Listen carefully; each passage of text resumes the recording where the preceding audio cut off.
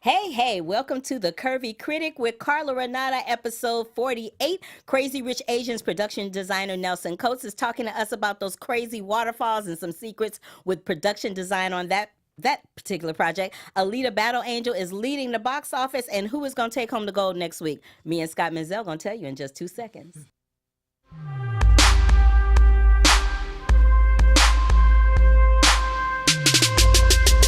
Hey, you guys, it is episode 48. Oh my God, episode 48 of the Curvy Film Critic with Carla Renata. I am your host, Carla Renata, and I am joined by Scott Menzel. Happy to be here. Happy to have you, Scott. So look, we were talking about a few things online before we get to the first thing we're talking about. The first thing we were talking about offline, I meant to say, is I posted 2 interviews. One was a review of Leaving Neverland from Sundance, and it's like gone viral and taken on a life of its own. And people are like congratulating me for giving an unbiased review of it because apparently some of the reviews that they've seen have been very biased. Yes. Do you know why? Mm-hmm. I mean, I'm so glad you're bringing this up because I missed the episode where we talked about Sundance. I was sick. I got the Sundance flu. But still have it. Oh my God. I mean, I sat through that whole 4-hour thing. I couldn't do it. I know you couldn't. And a lot of people didn't either, which, let's just be honest, I'm sure you talked about this already. Like, people left. A lot of people left during that first half. Like I said, in the first 2 hours, people were leaving before. The woman sitting next to me left. So, and people are acting like, like everyone stood and that there was this big to-do. And there was no to-do, okay? There was like 2 or 3 protesters. It was like more cops than anything else. It was like you literally thought like Obama was in town or something.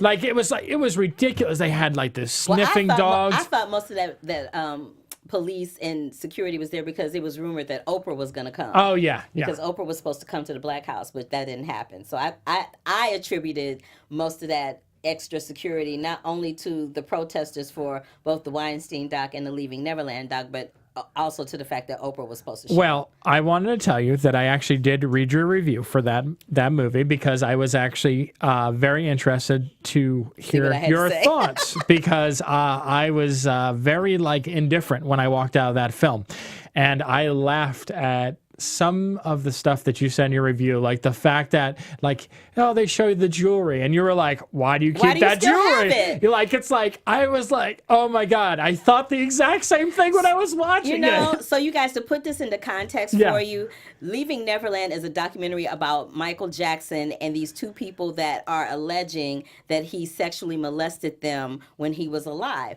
Now, cut to the fact that both of these people that are alleging this sexual misconduct, they both stood up for Michael Jackson when he was alive. They both said that he was a good guy, that he would never, ever, ever. And now that he's dead, they're trying to sue the estate. They've got this documentary that they've done. And so the moment that Scott is speaking to is a moment in which there's a moment in the film where one of the young men has a blue jewelry box with gold rings, and he's, feeling them between his fingers and giving very graphic detail about, when this ring was given and when that ring was given. And I was like, first of all, why do you still, if the rings are if the memory is that painful for you, A, why do you still have the rings? And B, that would be like me being sexually molested and keeping the clothes that I was attacked in. That's just crazy. Yes. And then the other thing that I said that was crazy that you probably laughed at is when I talked about how they were behind closed doors with Michael. And I was like, my mother wouldn't have cared if it was Jesus Christ himself. There's no way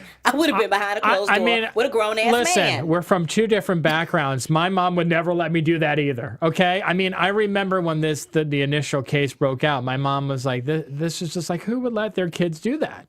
And there's...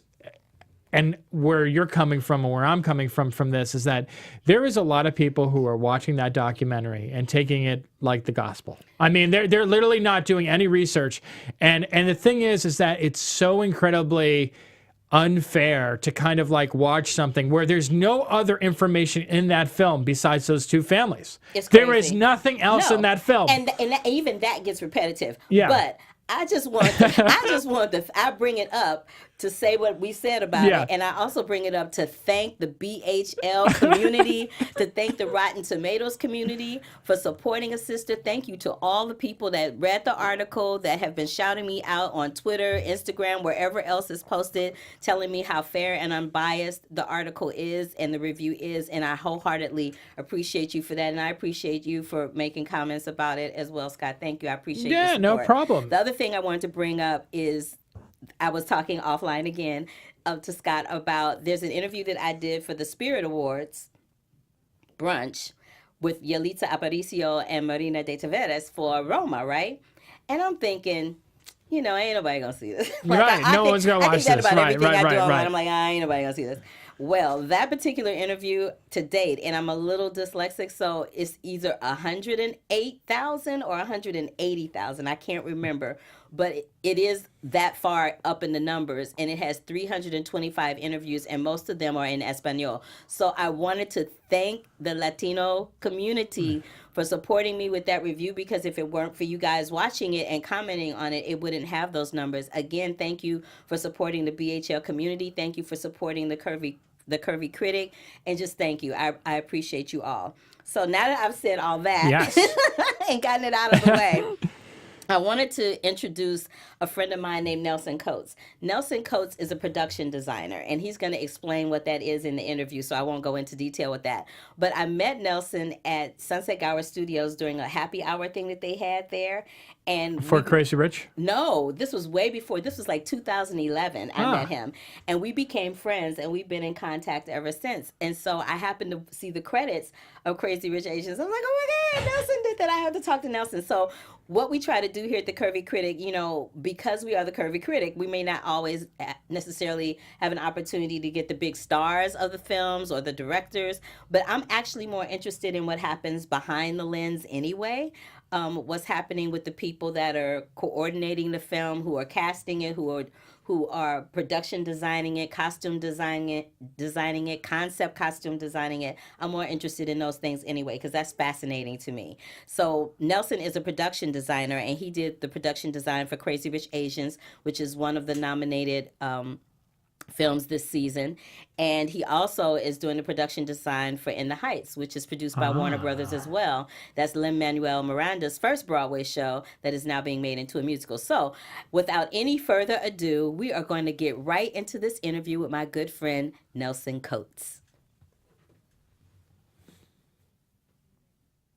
At the time that I met you, I had no idea that you were like the badass that you are. So Nelson is an American production designer for film, television, and theater. Some of his credits include Flight with Denzel Washington, 50 Shades Freed, and Crazy Rich Asians, which you just won something major for that. What was that? The Art Directors Guild Excellence in Production Design Award for Contemporary Film. Just won that top prize on Saturday night. Still flying pretty high for my crew and for designing that film. I'm just so excited that it's resonated so much with everyone. The production design in that film was off the charts. It was so intricate and so detailed. For people that aren't that familiar with what production design for a feature film is, what type of research goes into pulling off something like that? Well, basically, I'm in charge of the concept and execution of the sets, props, costumes, hair, makeup, special effects, stunt rigs, vehicles, creature effects, basically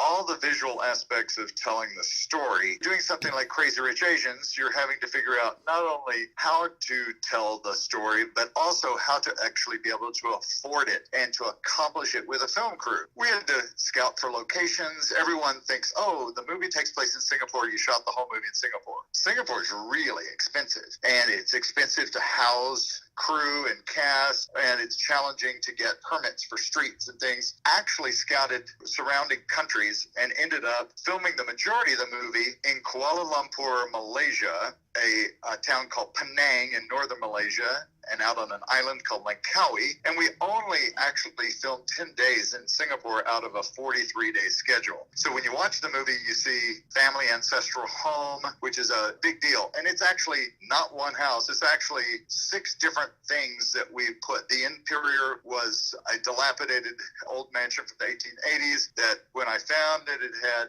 collapsed floors. Bats were inside, and there was a feral dog population, and there was monkey and bat poo everywhere. Oh, no. And had to clean all this up besides and make it look like it was specific for this family with all the cultural and related heritage and years of the young family. There's a big 10-wall blooming party, and they go out to this conservatory on the lawn, and we built that in 16 days. It's not even there. And the kitchen is a whole nother place on another part of Kuala Lumpur, and then you see a big flyover shot of the whole estate in the movie. And the entire flyover shot is a visual effects shot that we actually did in post and built it all in the computer. None of it's real. There's no real lake or real fountain.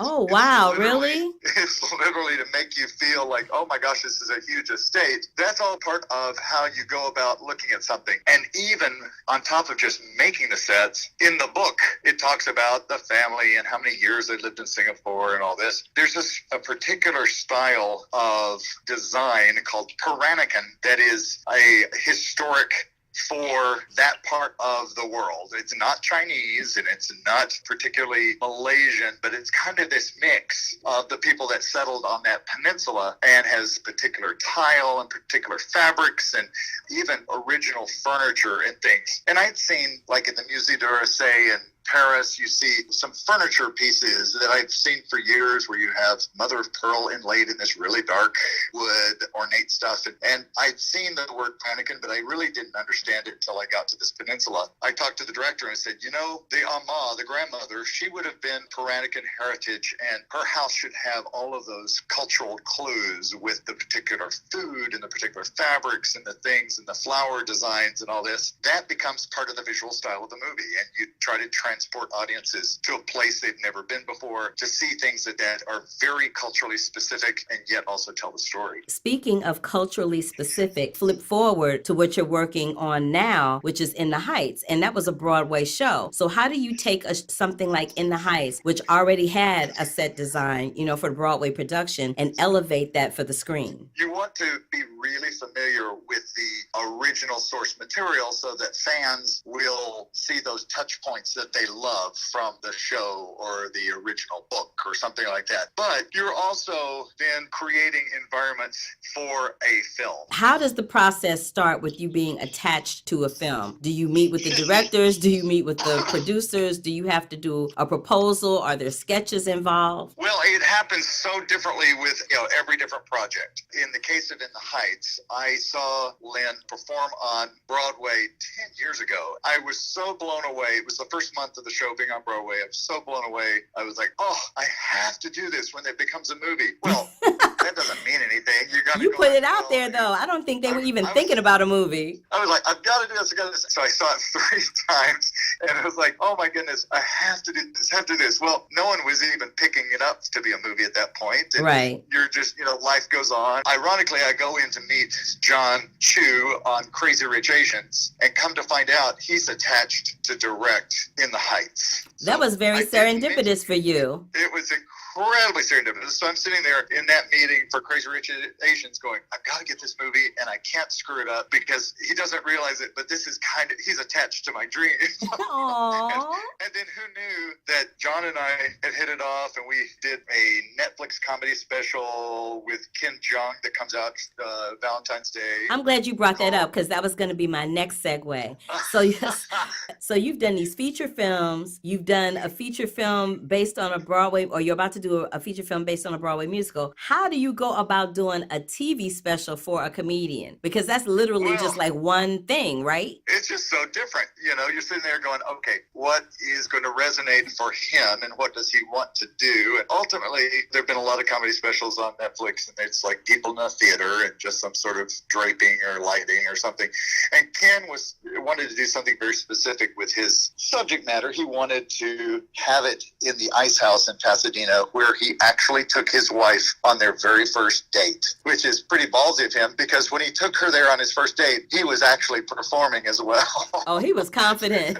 He was confident like a mug. He's like, oh, this is going to go good. I'm going to take her. There's the Ice House. For people that don't know what the Ice House is that are listening in some other state or city, the Ice House is a comedy place that's it's in Pasadena, right? Correct. It's in Pasadena, And California. It's really small, too. But a lot of comedians come through there. All sorts of people have been there. He wanted to do the comedy special there. So we wanted to do a big zhuzh on the Ice House and kind of do a big update, but still make it feel relevant to his story, which is about his life in comedy from that moment that he met his wife. His wife's name is Tran Ho. She's a doctor. And so his comedy special is called Ken Jeong's You Complete Me Ho. So on Valentine's Day. So that's kind of great. That is hilarious. And whatever the source material, as a production designer, my job is to add levels to it, make it achievable for filming and in the time frame and in the budget, to really try to capture a spirit of whatever that may be. Like on the basis of sex, about Ruth Bader Ginsburg, we were trying to accomplish 1950s Boston and Cambridge and New York, and then New York in the 70s and Soho before Soho was it. You're looking in a meeting with producers and directors and they're saying, we need to go to Canada for tax credit reasons. And they're looking at Toronto. I'm like, guys, we need to go to Montreal if you're going to go to Canada because we can do sections of the old port. It would be challenging in New York these days to get rid of 2019 and make it look like the period and actually having control for streets. Right. But in Montreal, I could already take what was there and take it to period so fast. We had 83 sets and locations in 36 shooting days. It was that's crazy. You're trying to represent somebody who's a rock star. I mean, Ruth Bader Ginsburg is, alive. She actually could see the movie and you're like, I don't want to screw this up. I want to make sure that I have represented her in her living environments and her work environments in the best way possible so that it feels real. I got to meet her in her house and talk about her style and things and found out clues when I met her that weren't even in the script or anything that I knew about, like that she had a piano in her house and that she'd been playing and her kids had played. And so things like that show up, personal pictures and things that we recreated. So you really feel like you're there back in the period, What was the thing that made you go, this is what I have to do for a living? I don't know the moment that it basically clicked that I have to do this the rest of my life. But I was doing the very first feature film I was on. I was the assistant art director and it's called Problem Child. And they ended up making a change with the production designer and art director. And I finished the movie and then I designed all the reshoots. And then the people that worked on that movie in management said, you got to move to LA. The other night I even thanked Kim Cooper, who was at Fox for many, many years, because she set up all these meetings and said, you gotta make the move. I moved across country and was kind of crying all the way because I didn't know what it was going to be like being on the big city and all this. And look at you now. Look at you now, an award-winning production designer with awards sitting on your mantle. This is what I love about you. When I met you, this is something that I find with a lot more people than not in Hollywood. A lot of times when you meet people here in Hollywood, they are real quick to poke out their chest and let you know that they are somebody. You know what I'm saying? To me, you've never been that person, which makes you very endearing. It makes you real. And it's probably why so many people gravitate towards you to have you work on their projects, because they know that you're going to come with zero drama and you're just going to do the work. I mean, years ago, I was doing a movie with Michael Douglas. He looked at me and said, you're too nice to make it in this business. and here I am, the president of the Art Directors Guild, and I just won one of the biggest awards in Hollywood. And I guess I'm not too nice. You are. He was right. I guess it's okay to be a nice person and actually, do your work. Exactly. But you're a rarity. And that's the point I was trying to make. You are a rarity. Oh, you're so sweet. But it's the truth. You know me. You know how I roll. It's the truth. You are a rarity in a town. I love how people call Hollywood a town. In a town. Like, what are we in the Wild Wild West? It's hilarious. Exactly. But you are a rarity in a town. in a town where that is not often the case. So I appreciate you for that. I'm sure everyone that has ever worked with you appreciates you for that. And I wholeheartedly appreciate you taking time out of your day to talk to me for the Curvy Critic with Carla Renata at Black Hollywood Live. I am so honored that you would do this for me. I can't even begin to tell you. You are too sweet, and thank you for even wanting to talk to me. I really do appreciate that. Oh, you are the bomb.com. You know that. And we will end right there. Okay.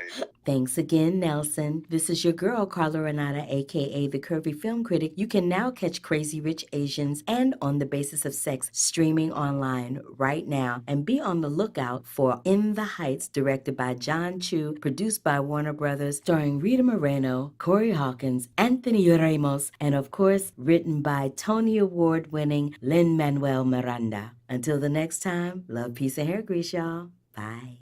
I love me some Nelson Coates. I just have to say that. Love That was him, a love him, fantastic love him, interview, by the way. Thank you. Love Fantastic. him, love him. And if you guys didn't get a chance to see Ken Jeong, You Complete Me Ho, I just like saying that title. It is on Netflix streaming right now and has been doing so since Valentine's Day, February 14th. All righty. So on to our next film, Alita, Battle Angel. Alita Battle Angel is directed by Robert Rodriguez. I love Robert Rodriguez, mostly because of Desperado. And it's written by him and James Cameron, who we all know from Avatar, right? Oh, and it also stars Rosa Salazar as Alita, Christoph Waltz as Dr. Ito, Jennifer Connelly as Sharon, Dr. Sharon, and Mahershala Ali as Vector. Okay, so let me say what I have to say about this. I am a big, huge fan of anime, and I said when I wrote the review for this, if you are an anime fan, you're going to love Alita Battle Angel. If you don't like anime, then you're going to have some issues. But it looks very similar to Avatar in look. It looks very similar. The production design on that is off the charts. I would love to know who did it, but I enjoyed it, mostly because it was anime, and mostly because it featured, this badass cyborg that was just, had strength beyond her capability mentally. Like, she couldn't even believe that she was that strong herself. And I love the intricate details that they gave her cyborg body, the little curves and squiggly things before they gave her the metal body. But that's all I really have to say about That's Alita. all you got to say? That's all I got to say about Alita. I have a question for you. Did you see it in IMAX? Did you see it in 3? I did. Yeah.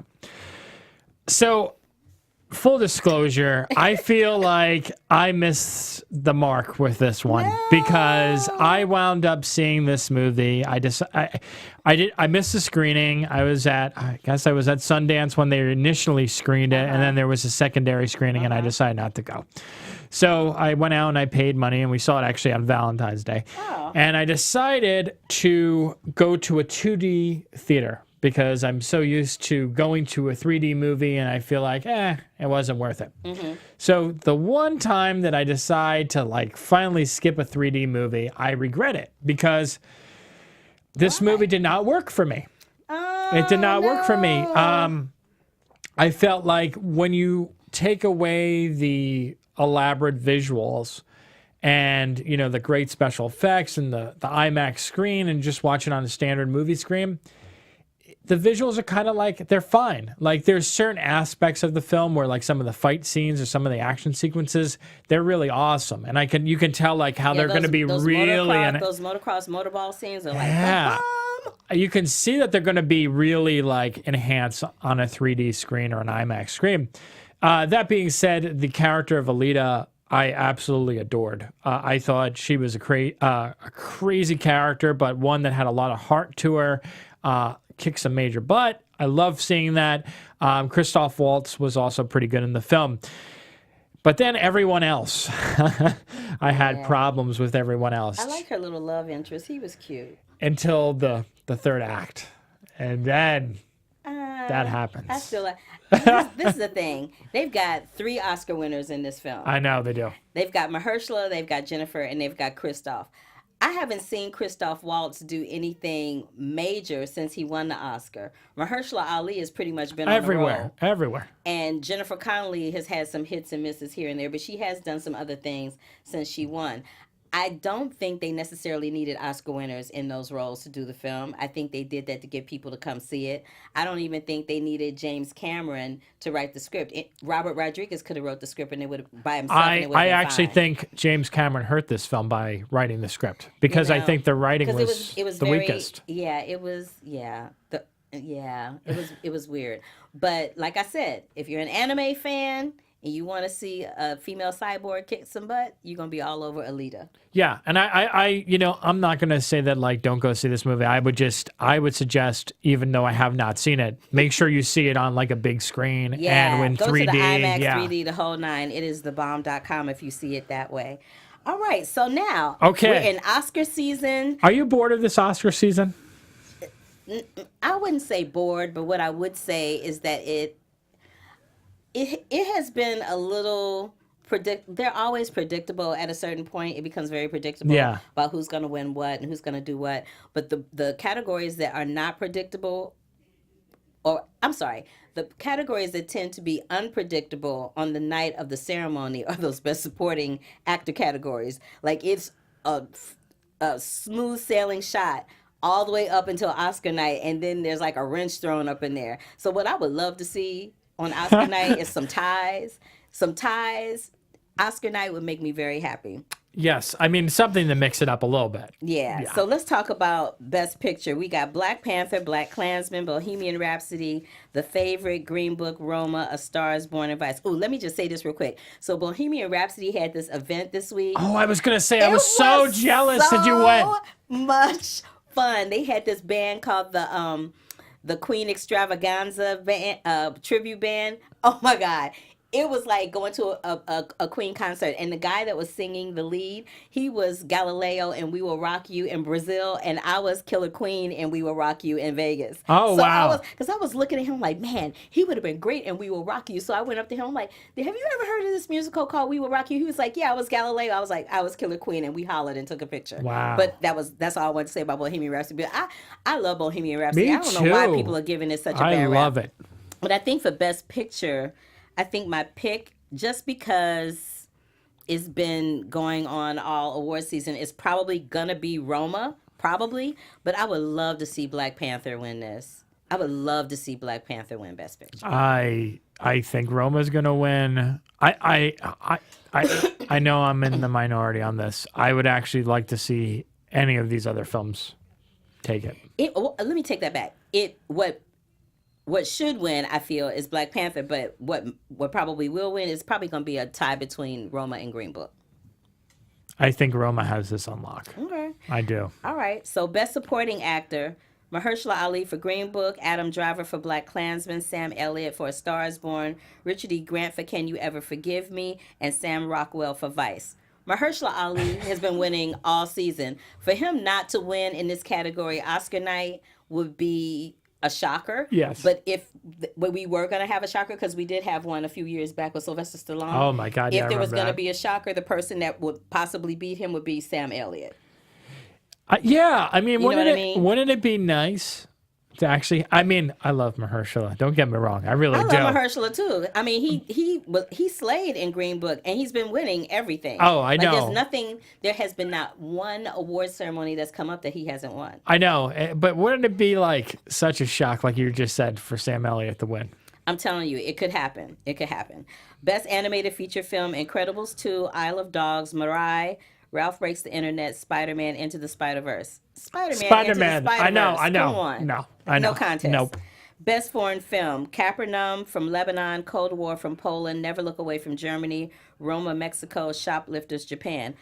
Personally, I would love to see my film Cold War with my boy Paul Pawlikowski. I would love to see this win, but I don't. If Roma wins Best Picture, then Cold War might win Best Foreign Language Film. I'm not. I'm kind of up in the air on that one. Cold War and Shoplifters were the two that I really liked. Like I really, really liked in this category. Mm-hmm. Again, I don't dislike Roma. I think it's just a little overhyped.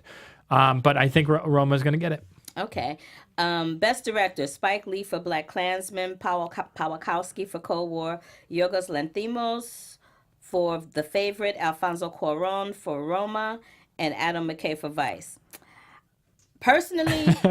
Personally, I would love to see Spike Lee finally win an Oscar. I mean, he already got one. They gave him an honorary Oscar last year or a couple of years ago, so he already has one. But that's different than winning a competitive one. You know what I mean? Yes. So I would really like for him to see him win that. But it may be Alfonso Cuarón or Adam McKay. It may be. I don't know. I feel the same way about Spike Lee. If I was running this category, if I was voting in, I would pick Spike Lee, but it's going to go to Cuarón for Roma. Again, it might be a tie. We wish. Have they ever done ties at the Oscars? There have been ties at the Oscars. I don't remember which years it happened and what categories it happened in, but there have been ties before. Okay. Yeah. I think there was a tie the night that Barbara Streisand won her Oscar, as a matter of fact. Oh. I think she tied with somebody, and I can't remember who the other person was. That'd be interesting. Best Adapted Screenplay, The Ballad of Buster Scruggs, Black Klansman, Can You Ever Forgive Me, If Beale Street Could Talk, A Star Is Born. Personally, again, I would love to see If Beale Street Could Talk win Best Adapted Screenplay for this, or Can You Ever Forgive Me, one of those two. I'm kind of up in the air. I don't know who this will go to. But I would love for it to go to If Beale Street Could Talk. I actually have that. That's who I picked. Beale Street? Yay. Yeah. All right. Best Actress, Yalitza Aparicio for Roma, Glenn Close for The Wife, Olivia Colman, The Favorite, Lady Gaga for A Star Is Born, Melissa McCarthy, Can You Ever Forgive Me? Okay, so I would love to see anybody in this category win except for Glenn Close. Not that I'm hating on Glenn Close. Glenn Close has won every award leading up to the Oscars, and I understand that she's a sentimental favorite. But those other women in that category, they kind of did their thing. It would be nice to see one of them be recognized, either one of them. That's going to be a really tough category, I think. You still think Glenn Close is going to take it, though? Yeah, Me too. I do. Me too. I do. Best Original Screenplay, The Favorite, First Reform, Green Book, Roma, and Vice. Green Book has been winning in this category, but I would love for this to go to The Favorite. I would love to see it go to The Favorite because that screenplay was kind of funny. Yeah. I also picked that I think Green Book's going to win. I actually going to say for screenplay. Yeah, I'm. If I was to pick one of mine, I would. God, I'm torn between The Favorite and First Reformed, just because they're both so different. I know you didn't like First Reformed that much, but it was just so different and out there and weird. Yeah. Yeah, I didn't like that movie. Okay, I did not. I don't know why. I just okay. Best cinematography: Cold War, The Favorite, Never Look Away, Roma, A Star Is Born. I think between Cold War and Roma is who should get it because those films both were in black and white. They were both absolutely beautiful. But I do love what Bradley Cooper did with A Star Is Born. I really love what he did with that. I was really sad to see him not get a Best Director nomination. But it's reminiscent of, and I've said this before, it's reminiscent of when Argo got all those nominations and Ben Affleck didn't get a nomination. It's almost like they don't want to reward pretty boys for having talent, which kind of annoys me. It's like, what? You can't be cute and be a director and sing and play the guitar and write the screenplay and co-write one of the songs that's a hit, that's won a Grammy, that you now have a Grammy for. You can't do and act in the movie. What? You can't do all of that and be fine too? Forget y'all. I'm over that. Best Actor: Christian Bale for Vice, Bradley Cooper, Star Is Born, Willem Dafoe at Eternity's Gate, Rami Malek, Bohemian Rhapsody, and Viggo Mortensen for Green Book. This one is actually going to be. It's a toughie. It's a toughie because Christian Bale up until I think the SAG and BAFTA was winning everything, he's and like the front runner. Now Rami is like knocking him down a peg or two. So I don't know. It might be a tie in that category. You don't know. And there's been so much backlash on Bohemian Rhapsody and this director. It hasn't stopped it though. But it hasn't stopped because the movie is fun and it's good and you'll have a good time. So I don't know why people. I'm going back and forth between this too. I mean, both of their performances are so damn good. I'm gonna go for it and say Rami, and for the cinematography, I'm gonna say Roma still. Okay, and so just because we're lacking on time, we'll do these last two. So Best Supporting Actress: Amy Adams, Vice; Marina de Tavera for Roma; Regina King, If Beale Street Could Talk; Emma Stone, The Favorite; and Rachel Weisz for The Favorite. I think Emma and Rachel are gonna cancel each other out in this category. I didn't like Amy. I love Amy Adams. We love you here at BHL. We do, girl, but I just did not like you in that movie. I loved Marina de Tavera, but Regina King It's has Regina's been. King. This is her category. This is her year. Sorry, y'all. Love y'all. Y'all were all fierce, but Regina got that in lockdown. Best costume design: The Ballad of Buster Scruggs, Black Panther, The Favorite, Mary Poppins Returns, and Mary Queen of Scots. I would love for Black Panther to get this only because Ruthie Carter has been designing films forever. For a lot of, I mean, I could go through her. I could go through her resume and just tell you stuff for 1,000 I years. actually think she's going to get it. I would love to see her win. I sat next to her at the AFCA luncheon that we had. I sat next to her, and I had this whole conversation. She told me how she got started in costume design, and she's really lovely. She's a gorgeous woman. Gorgeous. Gorgeous, gorgeous, gorgeous, and she's mad talented, and I just would love to see, because Black Panther's not going to get a whole lot of love, so I would love to see her get some love in that respect. We still got like 5 minutes. We can finish it. We just have to You do think? it. Yeah, Okay. I think so. Okay. I have faith. Okay, so we'll just say our picks then. Sure. So best film editing, I think it should go to Bohemian Rhapsody. I'm going to say The Favorite. Okay. Best visual effects, I think should go to... Ooh, that's a rough one. Either Ready Player One or Avengers Infinity War. I think personally, Ready Player One is the better visual effects, but I think Avengers is going to get it. Okay. Production design, I think is going to get... I think Black Panther should get production design. Black Panther or The Favorite. I'm picking The Favorite. Okay. Best makeup and hairstyling. Vice. Mary Queen of Scots. You're going to pick Mary Queen? I'm going to pick really? Mary Queen of Scots. Best original song, I'm going to pick Shallow. This is the easiest one on this entire it's winning everything. Best documentary, I would love to see Minding the Gap or Hale County This Morning win. But it's probably going to be RBG. I'm going to say Free Solo. Oh, we all over the place. Yeah, So that. it's going to be real interesting who gets that. Best documentary short subject, I would love to see Period End of Sentence win, but I'm actually not sure who's going to win this category, but my pick is Period End of Sentence. I'm going to say Lifeboat. Okay. Best original score, I'm going to say If Beale Street Could Talk. Me too. Yeah, I love that. Terrence Blanchard. What? Best sound mixing, I'm going to say Bohemian Rhapsody. I'm going to say First Man because I got to give that movie something. Okay. Best animated short film, I'm going to say Bow. I loved Bow. That was my favorite short film Bow ever. is going to take that. That's my favorite. That's a Disney joint. Best live action short film, I'm going to say Skin. I'm going to say Mother. Okay. And best sound editing, I'll say First Man on that one. It's funny. I had First Man for both of the sound categories, but I'm going to mix it up. I'm actually going to say give it A Quiet Place because that deserves it. Oh, right. Quiet Place. Yeah, okay. I could get with that. So those are our picks, you guys, for what's going to take home the gold next week. I'm excited to see how that's going to turn out. Yeah, excited to see how that's going to turn out. I did want to give a fan shout out to Yasna, who is always in the chat room. She is there. She's loyal. I love her. I miss Michael B. I don't know where he is, but he always show up for General Hospital. So Michael B., I'm going to need you to show up next week. So next week is Oscar Sunday. It'll be episode 49. We're going to talk about Greta and the Mustang. Yay! And then the week after that, Scott and I will be headed to South by Southwest. So, we'll talk more about that a little later. But until then, I just wanted to say thank you for tuning in to the Curvy Critic with Carla Renata here at Black Hollywood Live, with me and my co-host Scott Menzel. Thank you so much for taking time out of your Sunday to spend time with us. As usual, you can find me across all social media platforms at The Curvy Critic. You can find me right after this at AfterBuzz TV doing the GH Report or the General Hospital After Show. You can find all the reviews we talk about here at The Curvy Critic at my site, thecurvyfilmcritic.com, or on Rotten Tomatoes.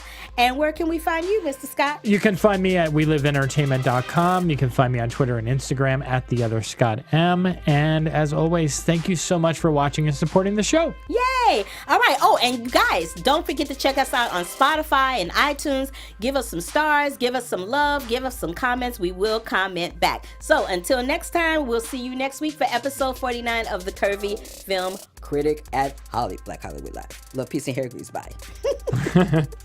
From executives Keven Undergaro, Dario Kristen, Tiana Hobson, and the entire BHL staff, we would like to thank you for supporting Black Hollywood Live, the first online broadcast network dedicated to African American entertainment. For questions and comments, contact us. info@blackhollywoodlive.com. Like us on Facebook, tweet us, or Instagram us at BHL Online. And I am the official voice of Black Hollywood Live, Scipio. Instagram me at KingXOBay. Thanks for tuning in. The views expressed here are those of the host only and do not necessarily reflect the views of BHL or its owners or principals.